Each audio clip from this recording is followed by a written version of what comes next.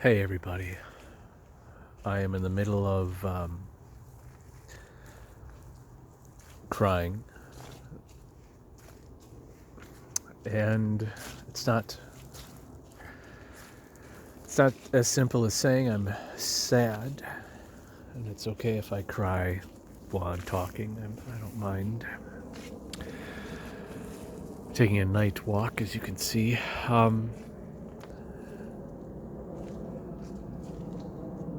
In the last video, actually, I talked quite a bit about childhood trauma, and it continues to present as something very important to be open to healing.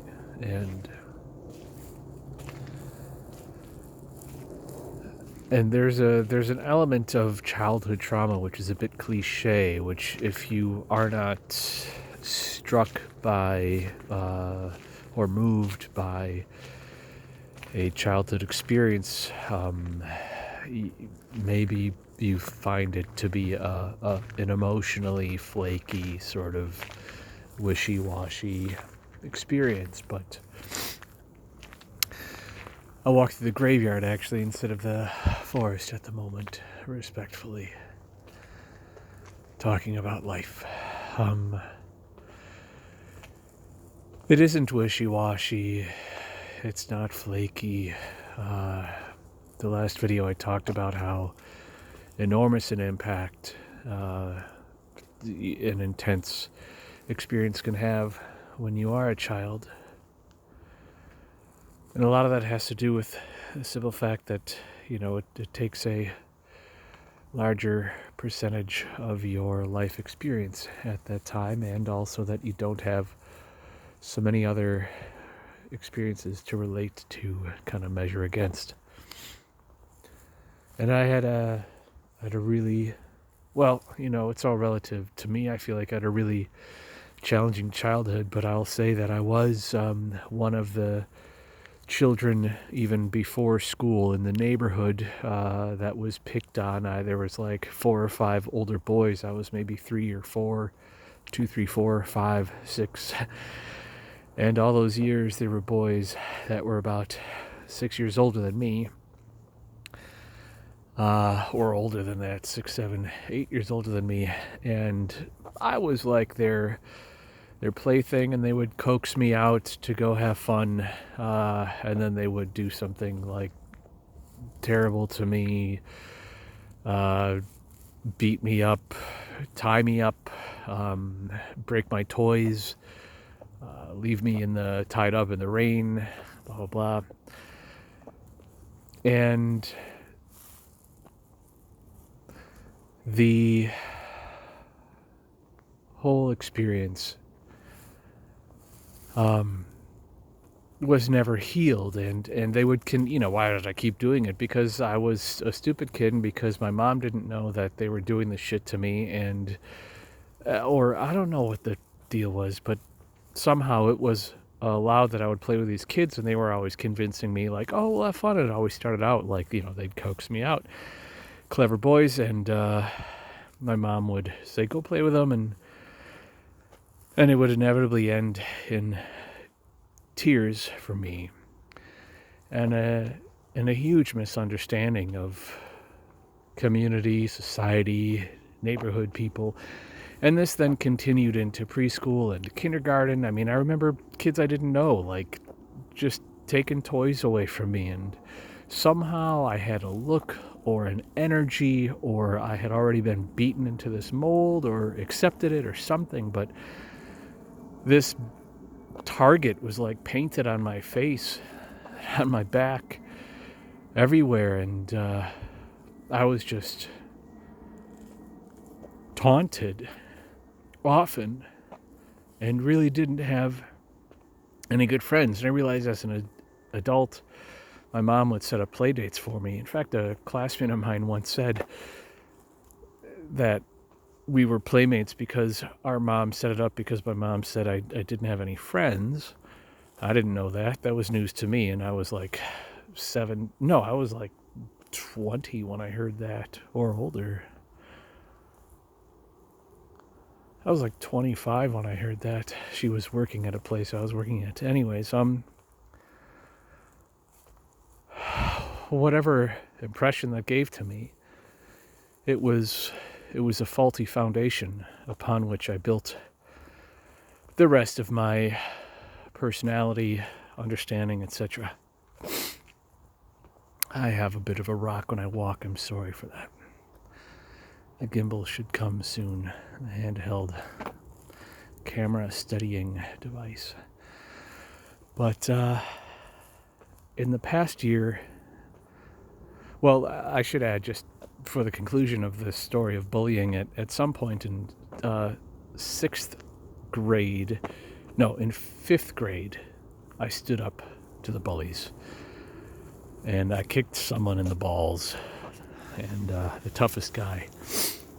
And then everyone else had ran away, like, oh, and they ran away. And like, I felt empowered for the first time. And then I went on this juggernaut of beating up, like, first all of my friends, and then anybody that would give me a cross eye. I'd pick a fight with them, or if they gave me shit, I would fight them. And I wasn't any kind of good fighter, but man, I had years of having taken a beating that was coming out and being given to others. And I also have remembered recently that I would take that out as a child on our family dog when I was a little kid. It's probably maybe 4 years old, kicking them, running around the yard kicking them. And I know because my mom was yelling at me then, and I remember this. I know I was kicking them as a way of doing to something else what was being done to me. And the same with like the younger brother of a friend of mine. I was terrible to him, just the way these older kids were terrible to me. Not often. I think it happened twice or 3 times, and then their mom like Kenny isn't coming over here anymore. And through the years, I did a bunch of fucked up things. Like Boy Scouts was really shitty to me, and I was severely bullied in there, or Cub Scouts, whatever, Webelos, by this older dude who was an Eagle Scout, and he was a fucking asshole. Sorry, I try not to swear in these, but and he would really physically hurt me, as would others, if we were at camps or something, and it was laughed at. And I didn't have the support that I really should have had in my family, for those family members that were there to see this, or who I went to in tears afterwards. My dad seemed to take the side of anyone but me. So a lot of bullshit. In the end, I had earned a reputation for, being willing to fight, and I had quite a good sense of humor, and a teacher encouraged me to go to a leadership camp, and it really showed me that everybody has this hidden pain inside that they don't want to share. And even though I thought I was the only one, and this had actually nothing to do with bullying, the pain inside had to do with my parents' divorce and the details that I was privy to therein, that were shared with me as like trying to give support to my mom, but it was too much for me. I was just like 11 or something, or 12, but at that point my life really changed. The summer after 7th grade, and I stopped beating people up ever again after that. But my reputation stayed with me, and I would not get violent, but I would absolutely stand up to bullies then, fearlessly, and that earned me a lot of respect. And soon I became very popular, and it was great after that. So happy ending there. more or less. But now, at 47, there remains these parts of me that I'm discovering through the past year in trying to isolate, my senses, because I was so easily overwhelmed by light or sound. I would be in the darkness and be, I don't know, praying or wanting healing, just wanting things to get better. And, well, there's a mysterious hole in the hedges I think I'm going to go through. Why not?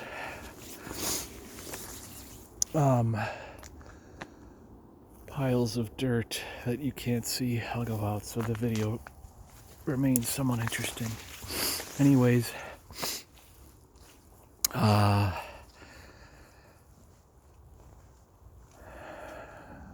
in the last year, in the darkness, maybe of a bath in a dark bathroom or in bed, these memories would come up. It seemed to have some significance, and I was interested. I was curious. Why are these coming up, and what are they? What's it all about? And this is, over months that these periodically peek in, and I also, after they first started coming, developed sort of an interest in them and a welcoming of them if they were to come, and a genuine curiosity and listening. And so the details would come up and become more clear for some, and there are others which remain a bit murky, and I don't know what's there, or I don't know among them what is important and what isn't, but for the ones that come up and I remember more clearly, it's important. And tonight, as I'm walking, I was listening to videos on childhood trauma. I was looking for a video on preparing for a ceremony that I'm going to be doing in a couple of weeks for healing, and it was through that preparation for the ceremony that the same video person who's like a light healer, she had something on childhood trauma, and so I watched that, and I really understood there's a direct connection to all of this I'm going through, and where I have been, and where I'm heading, and so I started to, being closer than ever to this wounded person, this, my child in me. And I talked to him, and then I felt him, and I was never held or hugged by my dad after these traumas. And I just got down, I crouched down to the ground, and I just hugged my little self like I wanted to be hugged. Just a firm hug, just to be held, to say, hey, it's okay, like, I got you, and it's not okay what happened. And it was good to do that. And it's quite an important thing, and it's quite common, actually, though people don't talk about it. So I'm making this video now to encourage you to have the courage to allow those wounds to display and welcome healing too, and that you might have the curiosity and the ear to say, yeah, hey, I'm listening, and it can take some time and patience depending on what it is. Certainly go to other resources besides this video to find out how to better do that, but I just want to say I think it's extremely valuable. It's a value you can't really quantify, but it's important, and I encourage, again, you to have the courage to allow that healing to take place. Allow those deep and distant and perhaps dark memories to surface and see the light, and to hold their hand or give them a hug or even put them on your shoulders like I did with my little guy, and almost said my name there, and walk with him on my shoulders. All right, I'm losing battery here. I better go. Love you all. Healing. Thanks. Bye-bye.